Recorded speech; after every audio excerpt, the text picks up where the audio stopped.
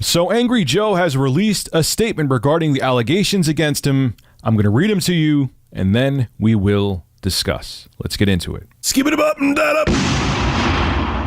So a couple days ago, a Twitch streamer named WookieMonster TV, or also known as Queen of the Feeders, made allegations against Angry Joe Vargas, saying that he assaulted her. I read the whole blog message that she had. She said he spun her around and pushed her against the wall.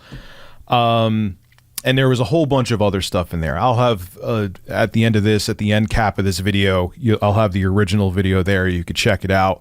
And I'll also have her Medium blog post so you could read all the details. It's a fairly long read, and it goes into a bunch of different things. If you want to actually read all of it, I'll have it linked below. Well, Angry Joe released a statement on Twitter yesterday regarding the allegations. It's a fairly long read. I'll read it to you, and then I'll give you my take. It has come to my attention that someone I met at a public event more than 2 years ago, and I have had no contact with since, is now suddenly leveling allegations against me on social media. I want to be absolutely clear. These allegations are not true, and anyone who looks at the facts can plainly see that. I have no idea why this person has decided to do this to me at this time, but the fact that a defamatory smear posted on the internet can ruin lives these days compels me to make this statement. Here are the facts.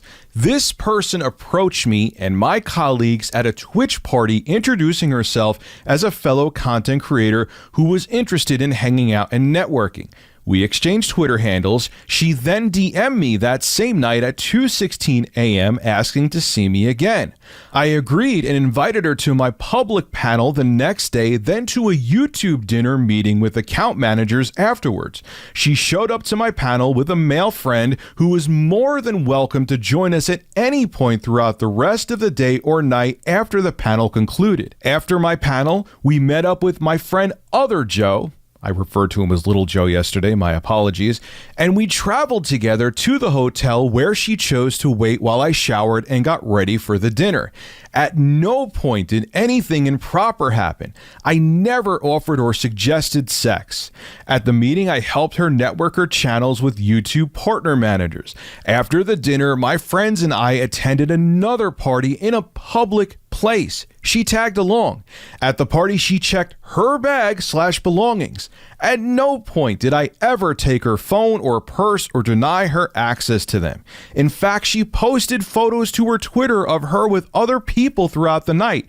I never grabbed, dragged, pushed, pulled, cornered, or spun her in any direction as she claims. I did not make her stand by my side at all times as she claims. We mingled at the party separately much of the time. All these facts can be confirmed by numerous people who were there that evening, and her own account confirms these events. In her post, she claims that she believed I was pressuring her for sex. This is completely untrue. I never suggested sex. I never spoke about sex. I never touched her inappropriately. She is a grown-up and we were out in public and she could have left at any time. I was just trying to help someone who had expressed interest in the industry and my show. I never imagined this could be a bad thing. Sexual assault is an alarming accusation and should always be taken seriously. If I or anyone had committed an offense, then it should be reported to the police and investigated thoroughly.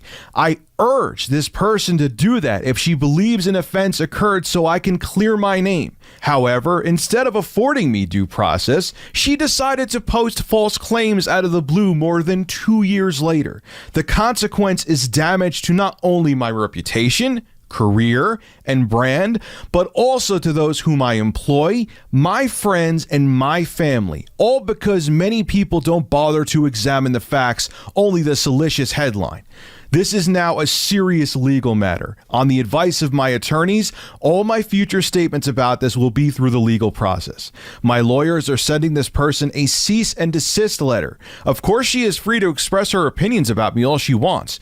What she is not allowed to do is lie about me or defame me to the public and suggest that I am a sexual predator when I am not.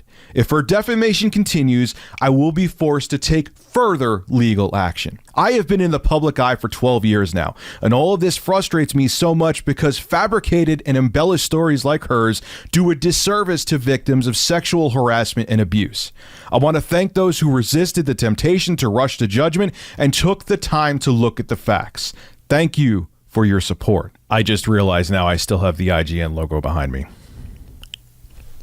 Oh well, IGN for the Angry Joe video. All right, so does this exonerate Joe? No. Does this condemn Joe? No. Does this exonerate Wookie Monster? No. Does this condemn Wookie Monster? No. Here is what needs to happen now. Okay? There needs to be an investigation. There needs to be at that Whiskey's bar or wherever else anyone witnessed Joe and Wookie Monster together. There needs to be eyewitnesses spoken to. Did you see anything? Did you notice anything? There has to be a bunch of witnesses, and I'm sure there should have been if he was at a panel and it was at a public gathering. There had to have been. Okay, there needs to be people talked to. There needs to be eyewitness accounts, and there needs to be evidence brought forward. Because at this point, it's all hearsay. It's he said, she said. Yes, there's things I know she backtracked on, but maybe when she was writing her blog up, because it happened a couple years ago, things were foggy. Okay, I'm not defending her or attacking her, and I'm not defending Joe or attacking Joe, but I'm just saying how it has to go now. Okay, there needs to be an investigation, and we need to find out the truth. And if in this at PAX 2018, even if it was like a semi-private bar party, there had to be witnesses there. So people need to be spoken to, and we need to find out more information so we could find out actually what the truth is. It's hard to get to the truth in these cases. Again, a high percentage of women that come forward, I believe it's 94%, are telling the truth. But 6% do lie. Most don't. Virtually all don't. But there is a small percentage that do lie. And I showed you yesterday there was a court case where the woman went to jail because she accused 2 college football players, the same college she was going to, of RAPE when it was consensual sex. So it's not the rule that women lie. It's definitely the few and far between exception, but it does happen. You can't say it doesn't happen. So the thing with believe all women shouldn't be the case. It has to be believe evidence. Because even if it's a small percentage of women that are lying, should that small percentage of men they're accusing, should their lives be ruined because of the fact that, oh, it's just a small percentage, they're just collateral damage? I don't agree with that. So, all right, we have both parties stating their cases. Now we need to find evidence. We can't just say, oh, it's done. Joe released a statement, or, oh, it's done. Wookie Monster released a statement. Now we have to dig deeper, and hopefully that happens. This is Rich of Review Tech USA signing out. Have a good one. Hey, if you enjoy my content, consider becoming a Review Tech USA member. I'll have a link below in the description. I live stream now on this channel all the time, and it gives you access to cool emoticons to use as well while I live stream. Again, link below in the description. Thank you for your continued support.